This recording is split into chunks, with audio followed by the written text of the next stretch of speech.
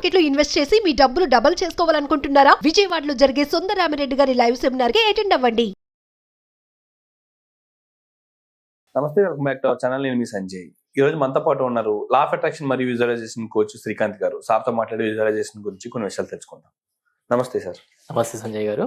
Sir, ఇప్పుడు law of attraction లో visualisation అనేది ఏ రకంగా ఉపయోగపడుతుంది? అసలు ఈ విజువలైజేషన్ ఉపయోగించుకుని ఎలాంటి కోరికలు అండ్ ఎలాంటి వస్తువుల్ని అట్రాక్ట్ చేయొచ్చు అంటారు? లా ఆఫ్ అట్రాక్షన్ వర్క్ అవ్వాలంటే ఖచ్చితంగా విజువలైజేషన్ ఉండాలి. ఓకే. ఎందుకంటే విజువలైజేషన్ ఎందుకు చేస్తాం? అది మనం చూస్తాం, మన మైండ్ ద్వారా మనం చూసుకోగలుగుతాం.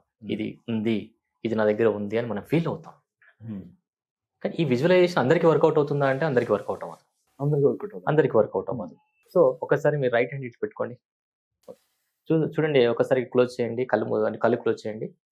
ఇప్పుడు అబ్జర్వ్ చేయండి, మీ చేతి మీకు కనిపిస్తుందా? ఆ రేఖలు అవన్నీ ఏమైనా కనిపిస్తున్నాయా? ఓపెన్ చేయండి. ఓపెన్ చేయండి. కనిపించాయా? మేజర్గా పెద్దగా ఉన్న రేఖలు 4-5 కనిపిస్తున్నాయి నాకు, ఇప్పుడు చూసుకుంటాను కాబట్టి. సో ఇప్పుడు మళ్ళీ అబ్జర్వ్ చేయండి. ఇప్పుడు ఆ చేతిని కరెక్ట్గా అబ్జర్వ్ చేయండి. ఓకే, అక్కడ ఉన్నటువంటి ఆ పెద్ద లైన్స్ అబ్జర్వ్ చేయండి. 1 2 3. ఓకే, చిన్న లైన్స్ అబ్జర్వ్ చేయండి. రైట్. ఇప్పుడు కళ్ళు మూసుకోండి, మళ్ళీ అబ్జర్వ్ చేయండి. ఇప్పుడు కనిపిస్తుందా? కనిపిస్తుంది సార్. ఫస్ట్ దానికి ఇప్పటికి క్లారిటీ ఉందా? అవును సార్, అప్పటి మీద కొంచెం ఎక్కువే కనిపిస్తున్నాయి ఇప్పుడు నాకు. ఎస్. సో మనకి ఇలాంటి విజువలైజేషన్ వర్క్ అవ్వాలి అంటే ఫస్ట్ మనం దాని మీద వర్క్ చేయాలి. మనుషులు 3 రకాలుగా ఉంటారు. కొందరికి విజువలైజేషన్ గా ఉంటుంది, కొందరికి అడిటరీగా ఉంటుంది, కొందరికి కైనెస్టిక్ ఉంటుంది. కొందరికి ఏదైనా చూస్తేనే దాన్ని నమ్ముతారు, కొందరు వింటే యాక్సెప్ట్ చేస్తారు, కొందరు టచ్ చేస్తేనే ఆ ఫీల్ ఉంటేనే వాళ్ళు దాన్ని ఒక రకమైనటువంటి అనుభూతి పొందుతారు. సో విజువలైజేషన్ అనేది ఒక మజిల్ ఉంటుంది. సో ఆ మజిల్ని మనం అలవాటు చేయాలి, యాక్టివేట్ చేయాలి. ఇప్పుడు మీ చుట్టూ సరౌండింగ్ లో ఉన్నటువంటి ఈ స్టూడియోలో ఏమేమి ఉన్నాయి ఒకసారి కళ్ళు మూసుకొని మీరు చూడగలుగుతారా? అన్నింటినీ చూడలేరు. కానీ మనం ఏంటి అంటే మన మైండ్కి అలవాటు కావాలి అంటే ఒకసారి ఒక వస్తువుని చూసి మళ్ళీ ఒకసారి కళ్ళు మూసుకొని దాన్ని మనం ప్రాక్టీస్ చేసుకోవాలి. ప్రాక్టీస్ చేసుకుంటూ ఉంటే మన మజిల్ అనేది యాక్టివేట్ అవుతుంది. మన కంటి ద్వారా అది మనం చూడడానికి వీలవుతుంది. ఎప్పుడైతే మన మనసులో చూస్తామో బయటి ప్రపంచంలో చూడగలుగుతాం.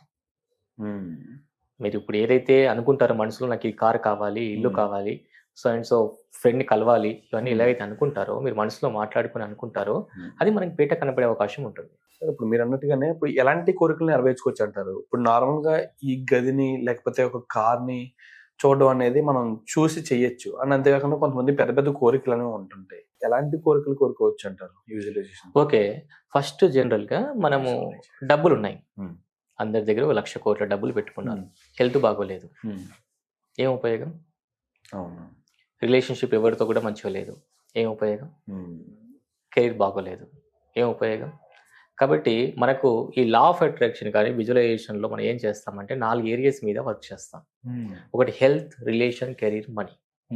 ఈ 4 కరెక్ట్గా ఉంటేనే మనిషి ప్రస్తుతం ఎలా అయితే ఫీల్ అవుతున్నాడో వాటన్నిటిని యాక్టివ్గా ముందుకు తీసుకెళ్ళగలుగుతాడు. ఈ 4 ఏ ఒకటి లేకపోయినా సరే దాని గురించి బాధపడుతుంటాం.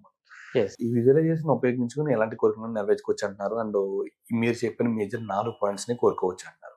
అసలు కోరుకునే పద్ధతులు ఏమిటంటారు? ఇప్పుడు విజువలైజేషన్ అనేది ఎలా మొదలు పెట్టాలి, ఏ పద్ధతిలో ప్రారంభించాలంటారు? ఓకే, ఇప్పుడు మీతో విజువలైజేషన్ చేపిస్తాను, మీరు ఓకే అంటే చేపిస్తాను. Okay sir. ఓకే, మనం కరెక్ట్గా కూర్చోవాలి. ఫస్ట్ విజువలైజేషన్ చేసేటప్పుడు బ్యాక్ బోన్ స్ట్రైట్ గా ఉండాలి. ఓకే, నెక్స్ట్ బ్రీతింగ్ తీసుకోవాలి, పర్ఫెక్ట్ బ్రీతింగ్ తీసుకొని ఒక ఎనర్జీగా ఫీల్ అవ్వాలి. ఓకే, ఇప్పుడు నేను చెప్పింది మీరు ఫాలో అవ్వండి. Okay sir. మీ కళ్ళు మూసుకోండి. మీరు ఒక గార్డెన్ లో కూర్చున్నారా? ఒక గార్డెన్ చూడగలుగుతున్నారా? చూడండి. ఒక గార్డెన్ లోకి వెళ్ళండి. గార్డెన్ లో టేబుల్ పై కూర్చోండి.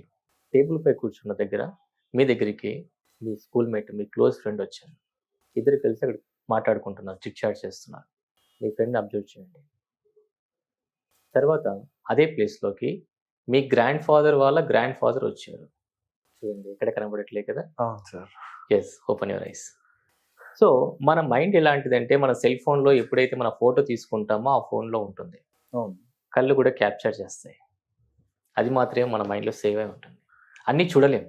అక్కడ నా ఫ్రెండ్ అంటే కనిపించారు, కానీ గ్రాండ్ ఫాదర్ అంటే ఆయన చూడలేదు, ఇప్పటివరకు ఎలా ఉంటారో తెలియదు, ఆయన నాకు అసలు కనిపించలేదు అక్కడ. సో అందుకని ఈ విజువలైజేషన్ ని మన లా ఆఫ్ అట్రాక్షన్ తో లింక్ చేసి పర్ఫెక్ట్ వేలో చేస్తే 100% రిజల్ట్ వస్తుంది.